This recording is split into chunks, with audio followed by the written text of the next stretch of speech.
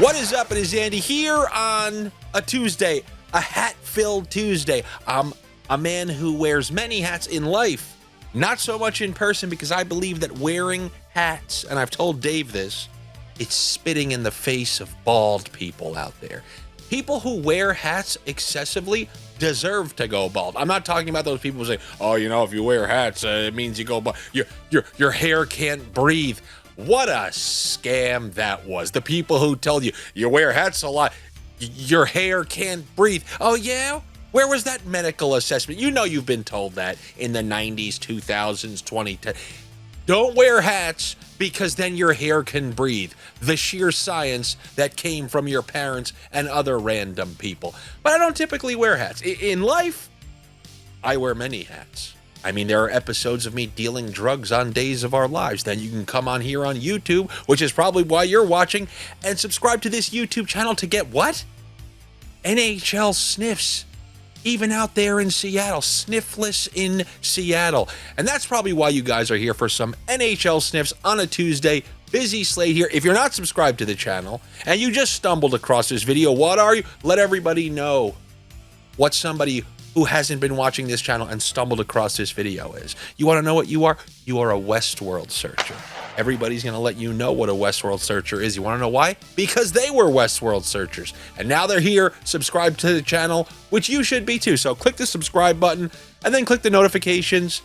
You don't have to do that yet if you're a new subscriber. Subscribe, give my videos a couple of chances, and then you can click the notifications.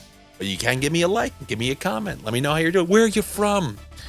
I don't know where you're from. Are you from Boston? Because then you're probably a prick. I've dealt with my fair share of them. Well, prick or not prick, if you're from Boston, I may have something that you're going to like, because the Boston Bruins, who are exceeding all expectations, are heading down to St. Louis, who are underwhelming. Why am I not understanding the opposite of exceeding expectations? You are...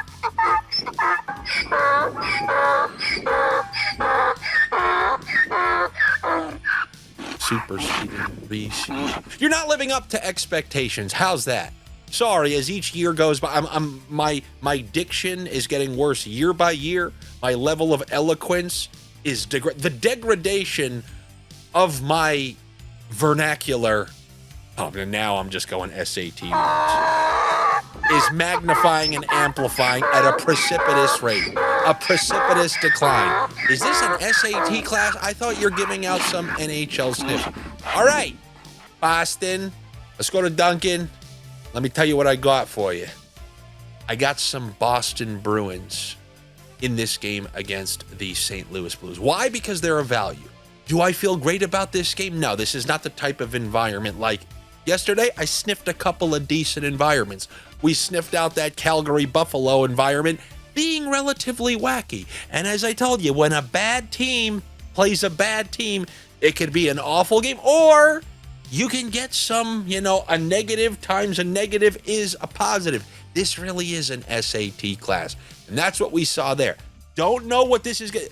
Boston-St. Louis games can be crusty. It does not change the fact that there are two excellent values on the Boston Bruins. I told you guys this at some point last week. If Boston's going to be carried on offense, it had to be by the top line, but last week, at least we got the second line reintroduced.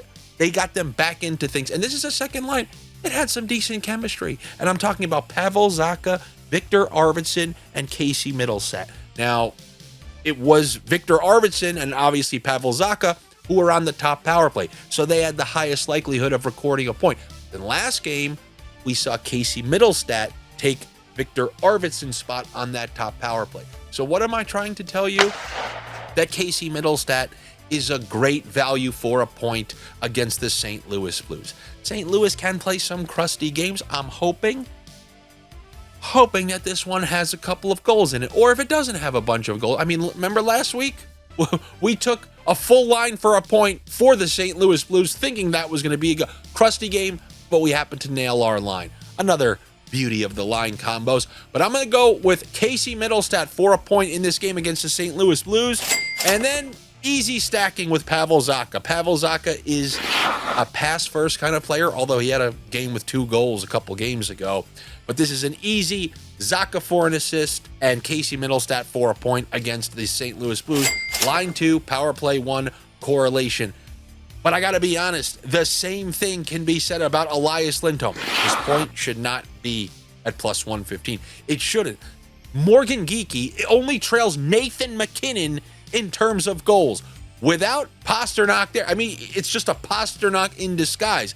This guy is scoring almost every single game. In the last game, what did we see? Lindholm slide it over to Morgan Geekie, who blasted it in the net. And I love when I have a center, by the way, taking assists for centers. Zacha, Lindholm, you can get a free win off the face-off, goes to the point, shot, deflection, it's in. There's your assist. So I kind of like that point for Elias Lindholm. Those 2 players provide 2 of the biggest values that I saw on this slate. But there's another one. Don't you worry, Gargoyle, because Andy's got plus money sniffs for you.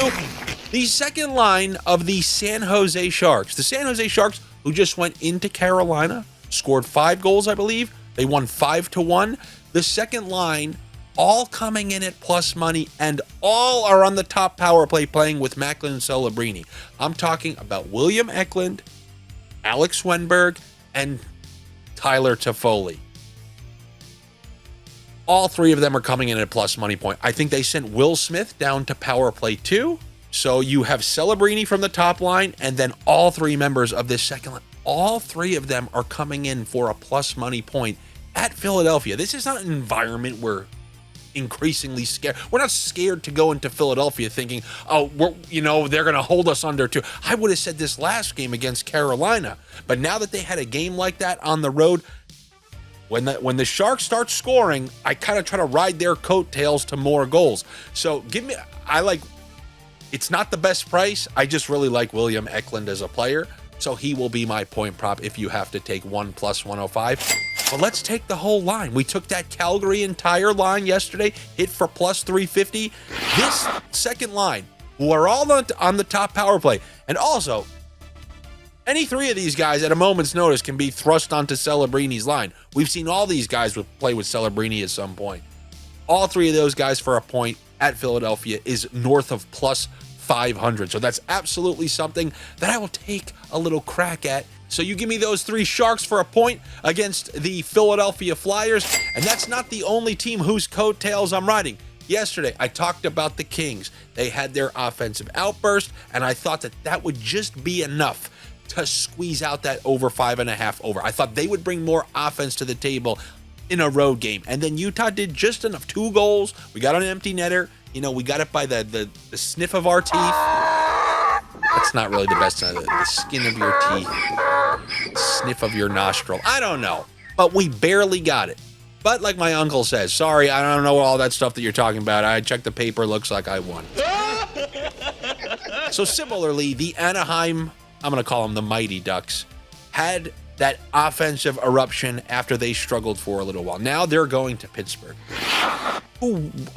Did they lose in Dallas via a shootout? But they had a 2-1 lead in Dallas. I am not changing my stance on Pittsburgh. Is the same team to me as they were before the season that they will be at the end of the season. They are a bottom team, and I don't give them any respect. I'm sorry when it comes to the goaltending, the defense, and just relying on 40-year-olds for the bulk of your. I'll give you Crosby. He's a superstar, but obviously Malkin and these guys aren't going to continue that production much longer. You've already seen Malkin's production start to dip quite a bit. But I'm looking at these Anaheim Ducks, this full squad of young studs, and then the random Rangers that are just polluting the lineup with their age and blunders. Sorry, couldn't help myself. Against this Pittsburgh Penguins team, I want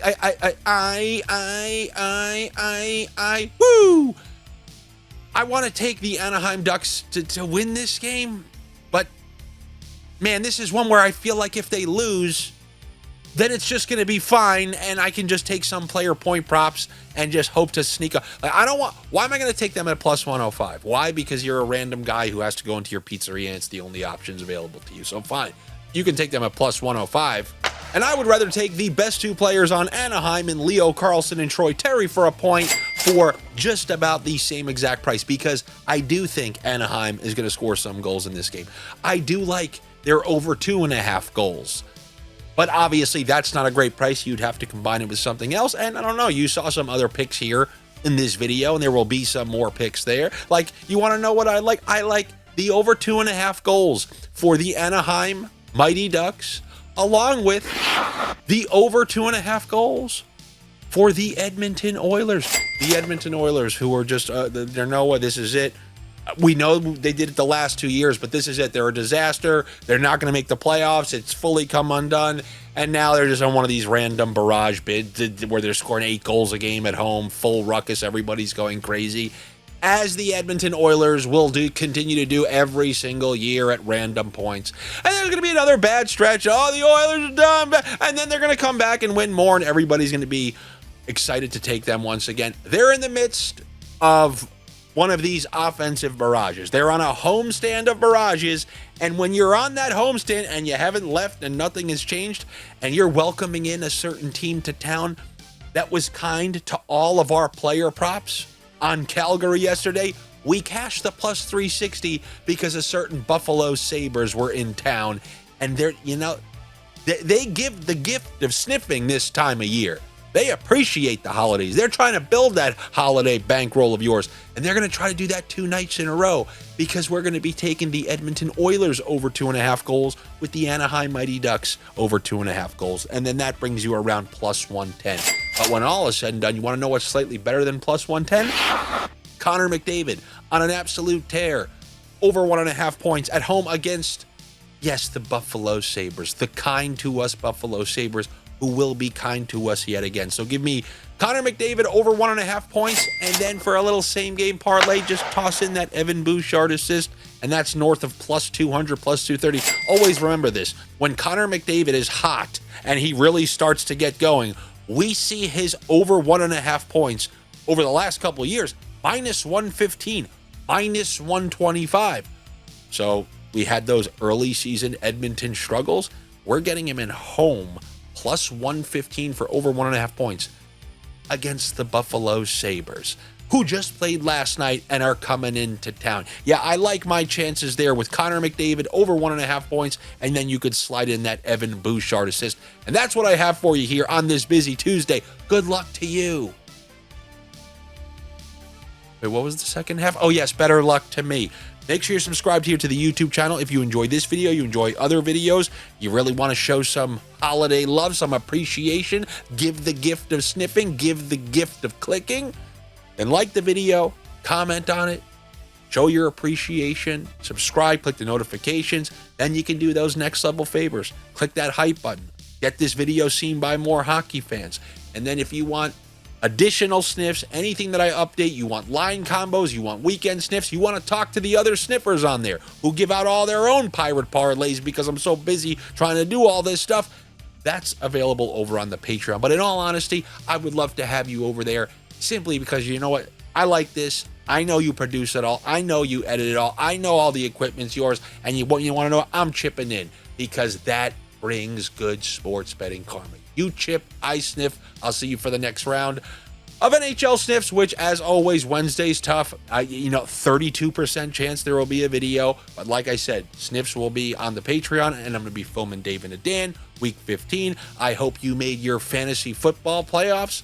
I mean, I really don't care. But I will see you next time for either Dave and a Dan or Wednesday or Thursday NHL Sniffs, depending on how much time I have available. Take it easy. I will talk to you later.